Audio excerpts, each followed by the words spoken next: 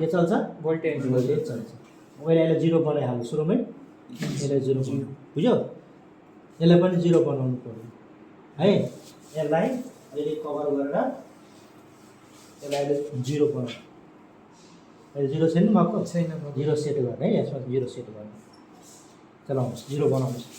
माइनसमा छ ठ्याक्कै 0 बनाऊ चलायो अझै ठ्याक्कै एक्ज्याक्टली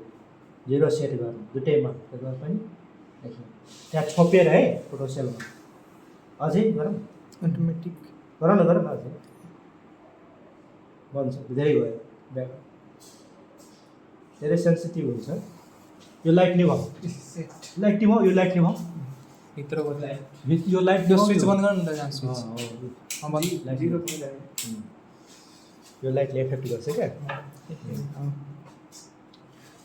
एक्ज्याक्टली बनाऊ न 0 भइसक्यो फ्लेक्सिबल नहोस् एक्ज्याक्टली 0 बनाऊ नि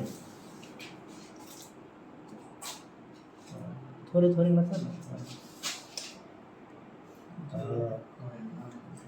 भएर धेरै फरक पार्छ त्यो यहाँ ढोका बन्द गर ढोको बन्द गर्न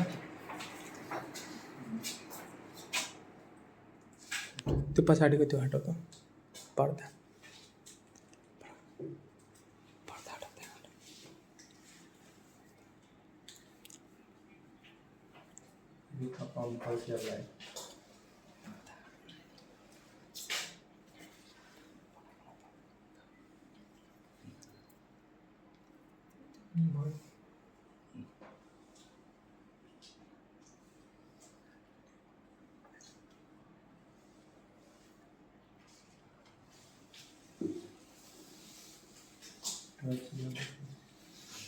अनि कुलेटहरू छ कि नत्र